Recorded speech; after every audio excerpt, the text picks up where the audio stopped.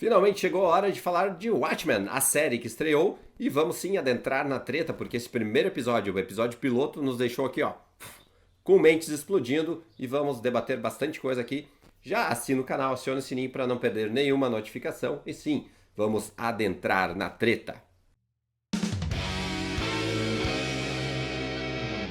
E aí, você assistiu o episódio piloto de Watchmen? Se você assistiu, muito bem, você está aqui nessa análise do review. Vai ter sim spoiler, porque não dá para fazer um review por episódio sem contar um pouco da trama, sem contar o que acontece. Então, fica atento que vai ter spoiler. Se você ainda não viu o episódio piloto, já assinou o canal, então tá tudo certo. Volta aqui outro dia. Pois sim, a série ela já tinha uma quantidade, um contexto bem forte em cima dela, porque ela traz uma obra seminal dos quadrinhos, talvez a graphic novel que mais explodiu cabeças em todo o mundo, em toda a história dos quadrinhos. Watchmen é sim uma obra essencial para quem gosta da nona arte, para quem lê quadrinhos. É uma obra do Alan Moore e do Dave Gibbons. Aliás, vocês podem já notar que nesse primeiro episódio o Alan Moore não é acreditado, então ele é contra essas adaptações.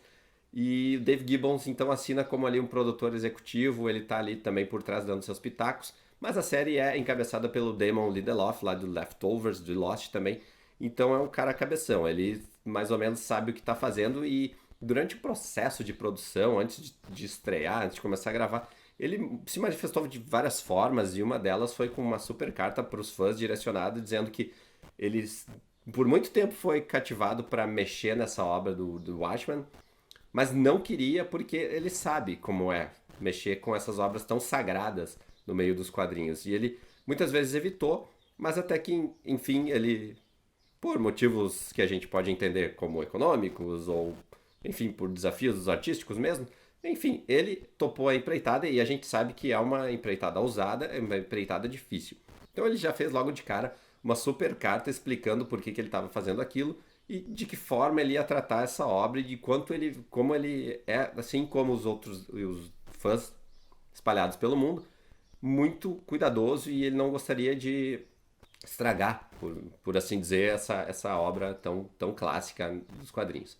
Mas enfim, a produção andou, nós temos Regina King como protagonista, a gente tem o Don Johnson já nesse primeiro episódio, a gente tem um elenco muito bom e aquela produção que a gente gosta de ver da HBO, que eles estão caprichando cada vez mais. A gente já via lá há muito tempo que a qualidade que a HBO coloca nas séries deles é maior do que talvez os canais concorrentes, a gente percebe isso. Então, o esmero, a qualidade e o investimento na série é muito grande. Então, a gente começa esse primeiro episódio com uma reprodução histórica de uma guerra que aconteceu. Uma situação que realmente aconteceu nos Estados Unidos, na cidade de Tulsa, que é onde se passa toda a primeira trama, por assim dizer, da série Watchmen, que vale também informar, vale dizer que não é um remake, não é um reboot, ele usa o universo criado lá pelo Alan Moore e pelo Dave Gibbons e meio que transforma, conta o que aconteceu muitos anos depois, quase 20 anos depois, com aquela mesma realidade, com tudo que aconteceu nos quadrinhos. Então a gente vê o impacto, quem leu os quadrinhos vê tudo, tem muita referência espalhada durante o episódio inteiro. Então, se você olhou uma vez o episódio, você perdeu muita coisa. Se você esmiuçar um pouquinho, olhar de novo, agora a gente tem a possibilidade de olhar várias vezes com a HBO Go, dá pra ver muito detalhe. Mas falaremos desses detalhes mais adiante. Então a gente vê essa recriação de um cenário histórico, de um massacre em Tulsa, que realmente aconteceu. Então a gente vê a história de um menininho que está ali assistindo a um bang bang, onde o herói é um protagonista negro, e ali a gente vê os brancos atuando e enxergando os méritos dele como iguais. E a gente já sai da TV e já transporta para uma outra realidade onde os brancos estão fazendo um massacre quanto a essa comunidade negra que realmente aconteceu. Na época, em 1920 ou 1921, ali foi entre 1º de junho e 31 de maio, foram 18 horas de massacre, centenas de mortos e milhares de casas incendiadas e depredadas naquele bairro que era um bairro negro. Então a gente vê essa reconstrução, a gente já chega com um impacto muito forte, misturando uma realidade que aconteceu de verdade, uma realidade forte, transposta para essa ficção e construindo alguns desses personagens que a gente vai ver depois. Então eles fazem essa introdução em 1920 e depois já jogam para os dias atuais, que são os dias atuais nesse universo que a gente viu nos quadrinhos. Então, ele é uma realidade distópica no sentido de que muitas das tecnologias que a gente tem hoje, elas não existem em Watchmen. A gente percebe que eles não têm celulares, não têm tablets, essas tecnologias de comunicação rápida eles não possuem. Eles usam bips, eles usam máquina de escrever, está muito analógico ainda, então a gente percebe que algumas coisas não são bem como são atualmente, né? E isso tudo ajuda a criar um enredo mais interessante para se contar uma história, né? A gente tem meio que uma realidade retrô. Isso fica muito bem e, claro, a gente vê que a produção está muito boa, a reconstrução desse cenário de guerra é fantástica, a cor, as paletas de cores estão muito boas, a fotografia está muito boa, a direção, os enquadramentos, tudo contribui para uma narrativa muito boa que vai sendo contada. Então a gente, logo de cara, tem essa trama que conta um pouco do passado, contextualiza o que a gente tem nesse mundo. Aliás, esse mundo, esse background, ele é muito extenso, a gente não viu tudo que esse mundo pode nos oferecer ainda, mas a gente viu coisas muito curiosas. Por exemplo, a gente vê uma chuva de lulas, que bizarro é isso, e é também um pouco dessa criação do Alan Moore lá, que criou lá nos quadrinhos aquela lula gigante para, enfim, quem lê os quadrinhos lembra dela, da atuação dela lá, que tinha poderes até psíquicos. A gente tem os Minutemen, que é a core total do Watchmen, eles basicamente são uma história que vai perpassando os quadros e as informações que vão ficando no fundo ali. A gente sabe que tem uma série de TV com esses caras, que são os que apareciam realmente na HQ clássica, né? A gente vê as referências, a gente sabe que o Dr. Manhattan está em Marte, e a gente vê ele construindo um castelo de areia e destruindo esse castelo um frame muito rápido. Quem não assistiu, não prestou atenção, estava fazendo outra coisa, pode ter passado.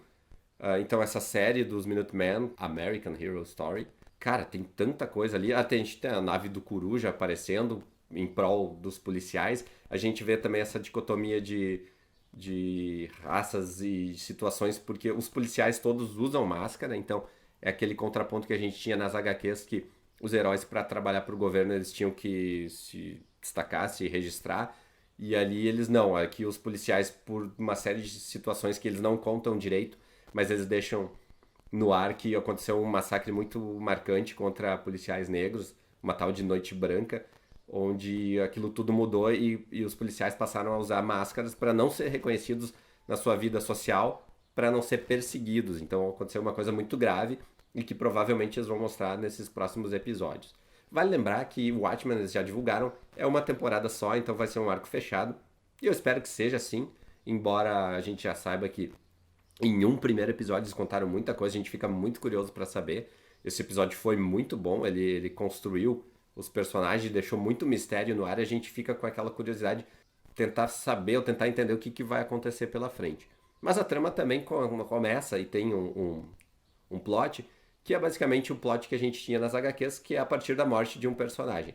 A gente tem um policial que é quase assassinado, depois uma investigação com a personagem da Regina King, que tá ótima também, e a gente vê a construção da família dela, ela indo para uma escola com o filho dela, e ali rolam várias outras referências também ao Smile, do Watchmen, a construção de que uma coisa aconteceu na política e eles chamam aquilo de Redfordização, e a gente tenta entender o que mais ou menos pode ter sido isso, talvez alguma possibilidade de um sistema social para beneficiar os policiais ou os negros de uma forma de política social para igualar, talvez.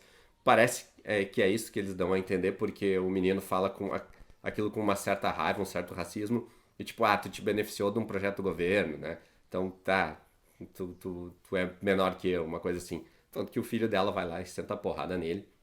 Então a gente tem muito bem marcado nesse primeiro episódio essa questão racial entre brancos e negros e uma subversão do que é o personagem Rorschach, um dos mais importantes da HQ do Alan Moore e do Dave Gibbons, que é aquele que tem a máscara que usa o teste de Rorschach, que vai se modificando conforme o humor ou a situação que vai acontecendo. Eles usam a máscara dele como um símbolo para aquilo, só que como o Rorschach ele era um personagem tão complexo e tão difícil de se entender, mas ele tinha um padrão, ele até deixou um caderno no final da HQ com algumas coisas muito erradas que o Adrian Veidt estava fazendo, que é o Ozymandias, que eu não sei se vocês notaram, mas pra mim tá muito claro que o Ozymandias é o Jeremy Irons, então esse cara vai causar muito nessa série também. Mas eles têm o Rorschach como um símbolo para aquela sétima cavalaria que eles introduziram nessa versão, que é assim um paralelo a Ku Klux Klan, que é aquele grupo extremista branco que, sim, prega contra negros, prega ódio racial e, enfim, já causou a morte de muitos negros nos Estados Unidos. Então, eles fazem sim esse paralelo, até que eles escrevem a grafia de sétima cavalaria é com K. Então, tá muito clara essa referência. E eles usam esse manto do Rorschach como se fosse aquele manto branco que eles tinham. Então, eles subverteram até. Não sei se os fãs, se você é fã da HQ, o que você percebeu? Você gostou desse paralelo de usar o Rorschach como agora uma imposição subvertida e até pro lado do mal? Deixa aí nos comentários o que você achou dessa ideia deles aí. Mas enfim, eles usam o manto para uma coisa muito errada, eles estão ali com um grupo muito forte e a polícia começa a investigar eles e eles vão atrás disso. E até quando a gente chega, a gente tem muita cena de ação bizarra também. Eles constroem uma cena, um campo de guerra entre um campo de gado, onde basicamente eles dilaceram as cabeças de gado por todos os lados. E a gente vê a nave do Coruja, então, atuando naquela realidade ali, que parece também uma referência de que uma base de inteligência, de tecnologia do Coruja ficou para a polícia e eles estão usando essa base e essa inteligência. É tanta coisa em um episódio só que eu fico até com medo de me perder, de me passar ou de repetir alguma coisa assim. Mas enfim, eles constroem a questão de um personagem importante, a gente tem enquadramentos que a toda hora nos retomam o tic-tac de um relógio, a gente vê eles jantando na casa da personagem da Regina King e a gente vê de cima assim a posição do relógio, que é um elemento muito importante nas HQs. Então, puxa vida, esse primeiro episódio ele tá bem construído, bem parado e a gente tem que olhar umas duas, três vezes para ver tudo que eles colocaram, tudo que eles espalharam ali num cenário de fundo, num ônibus passando, num pôster na parede. É muita informação para um episódio só. E, claro, no final a gente tem então esse plot da morte de um personagem bem importante que a gente acha que ele vai ser um dos grandes aliados ali da Regina King. E ele é morto logo no início, assim, a gente já se espanta que um personagem que estava sendo construído com certo cuidado no primeiro episódio já morre no início. Então, é também aquele plot de morte inicial que eles vão ter que investigar o que está atrás de tudo isso, por que esse grupo está agindo assim, quantas pessoas pertencem a esse grupo, o que mais eles podem fazer de mal para a sociedade. Então, eles também fazem aquela clássica homenagem com o distintivo no chão e vem aquela gota de sangue pinga como se fosse o Smile do Watchmen, que é um símbolo icônico também das HQ. Enfim, como eu falei, é muita coisa num episódio só, mas eu gostei bastante, eu fiquei muito curioso para saber o que vem aí. Eu provavelmente vou olhar cada episódio umas duas, três vezes para pescar o que mais eles colocaram em todo esse cenário. É muito maluco, é uma série de grande qualidade, então fica aqui com a gente que a gente vai falar muito de Watchmen nas próximas semanas. E se você gostou desse vídeo, já comenta aqui também, já assina o canal, aciona o sininho, porque você sabe, a vigília não para.